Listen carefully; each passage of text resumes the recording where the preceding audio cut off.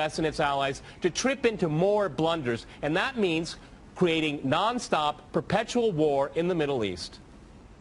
Well, I'm going to make this interesting and disagree with everyone. Okay. I do not accept the premise, which probably isn't too much of a surprise, but nonetheless, I reject the premise that the whole point of the so-called war on terror or investing in the Mujahideen was to somehow fight terrorism or to make a better world.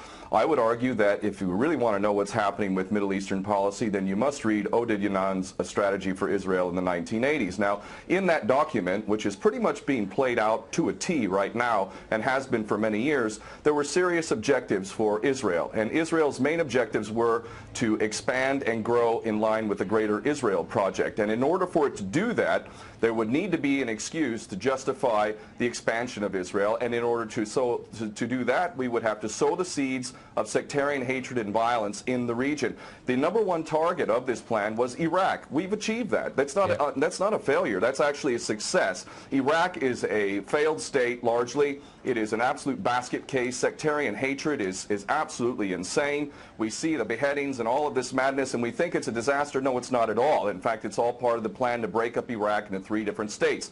When we look at Syria, we also find that the goal is once again the same thing: sow the seeds of sectarian hatred and basically turn that nation into a basket case.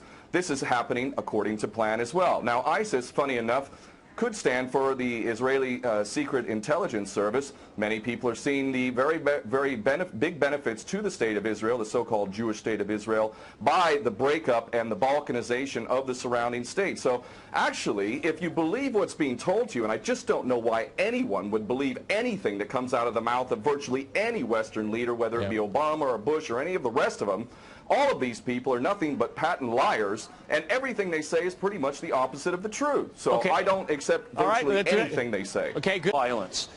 Barack Obama did not bite at the opportunity to get involved in Syria a year ago. In fact, at the time when he was ready to start bombing Assad, just about 13 months ago, and we have he backed off as soon as the first excuse came to mind. We've been supporting ISIS. There is absolute continuity between the policies of Iraq and breaking it up and breaking up Syria as well. It is beyond naive to suggest that the U.S. doesn't have its fingerprints all over ISIS. In fact, tell me this: why has ISIS never once, or al-Nusra Front or al-Qaeda, not once have they attacked Israel? In fact, ISIS militants are getting medical attention in the Golan Heights and in Israel itself. What does that tell you? There is absolute continuity, but the actual policy, just like the Project for a New American Century laid out very clearly, that a, quote, new Pearl Harbor would be necessary to achieve this goal of full spectrum dominance. You could never tell the American people, or the world for that matter, we're going to fight wars of aggression where we're going to have to invade and occupy, we're going to have to spend hundreds of billions, if not trillions of dollars to achieve the goal of full spectrum dominance, which is to control, absolute control over air, land, sea, and space and cyberspace. The American people never would have bought it, so you can't tell them that. You have to tell them a bunch of lies, and we see this over and over again. What you have to do, Ken, if I can go... It would absolutely no question that there must always be a boogeyman. In fact, you're sitting in Russia now.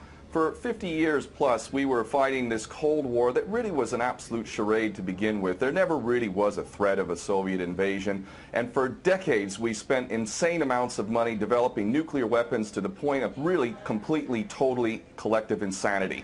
And here we sit today in a world that threatens a third world war with a policy that is clearly intended to totally destroy Syria. Let's see what happens. If we take Bashar al-Assad out of the equation in Syria, does anybody with half a brain not understand that that vacuum that's going to be created is going to be a vacuum filled by the most powerful interests there? And who is that right now? Well, that would be our best friends and allies, these little Frankenstein monsters that we create, whether it's al-Qaeda or al-Nusra Front or the latest ISIS monster that we've created. Those are the ones that are going to fill that vacuum, and that fits perfectly in line with Oded Yanan's A Strategy for Israel in the 1980s. And if these other two gentlemen haven't read that document, I seriously suggest you do. Another thing that's really worthy of pointing out is the so-called Islamic State is anything but Islamic. And yes, there is a war on Islam. Islam is very understood by many Muslims around the world to be absolutely 100% forbidden for you to forcibly convert somebody to Islam or kill them.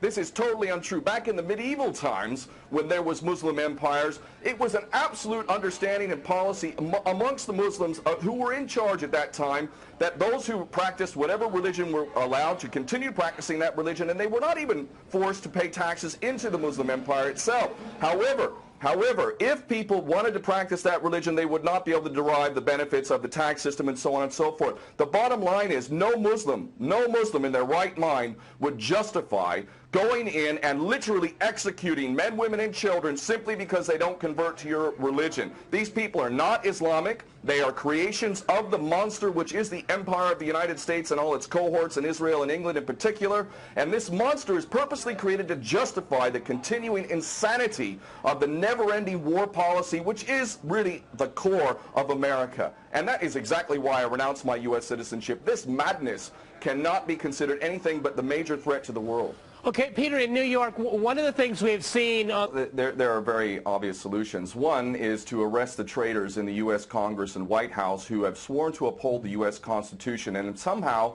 the American people have sat by while the President has afforded himself the power to execute anyone, anywhere, anytime, for any American citizen to be detained without any due process of law, no representation, incognito, and theoretically he could be condemned to death by a military tribunal in secret and executed. All of this operating under supposedly the United States Constitution. So all of these traitors need to be arrested first and foremost. When Netanyahu came to the Congress a couple years back, he received 29 standing ovations by these cowardly chicken hawk traitors. So the American patriots need to stand up and grab a pair and ultimately have some integrity and get rid of these traitors. Secondly, cut off all funding to Israel. Israel is a pariah state, a criminal state. It is committing active policies of genocide by the legal definition of the word according to Black's Law Dictionary. That country needs to be cut off right now. All of their attention needs to turn inward. Stop your little empire endeavors and full spectrum dominance and all of this sort of madness. Start taking care of your infrastructure back home. Start taking care of the American citizens who have worked their whole lives